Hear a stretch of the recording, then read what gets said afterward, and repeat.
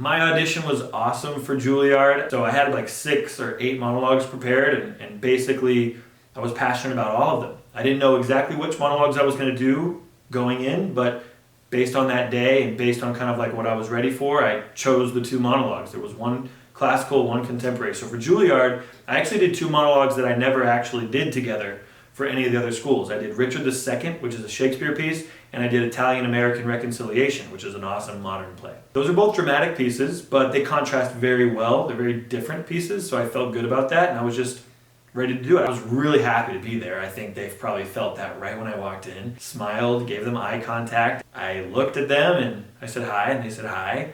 And I don't remember what small talk we had, but it was very brief, and they said, whenever you're ready. So I knew that it was in my hands at that moment. I knew that now is the time I get to do my work. I did one monologue, I finished it, I took another breath, got into my second one, rolled with that, finished that. They were like, okay, great, thank you. So I walked out. And then, they post callbacks if they're interested. So out of like 80 kids that day, my name was on the list. I was super happy about that. I took a break, and they said come back at 5 or whatever it was. And so I got dinner, came back at 5 o'clock, and we did group stuff. And I remember being just so excited. Just being like, whatever you say right now, we're just gonna do, and we're gonna do it fully. So there were improv exercises, like physical improv exercises. It was just, crazy actor stuff that really just opens your imagination up, kind of gets you going. There was like a sensory exercise where we were in a train track, we had an apple in our hand, we were combing our hair with an apple.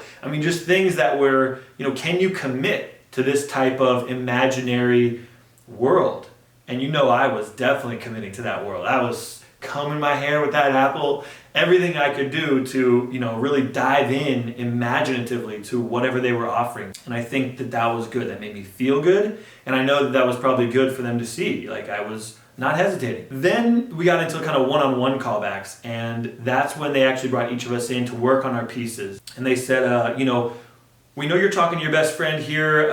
We want you to actually talk to your father who's dead. We want you to talk to the character's dead father at his grave.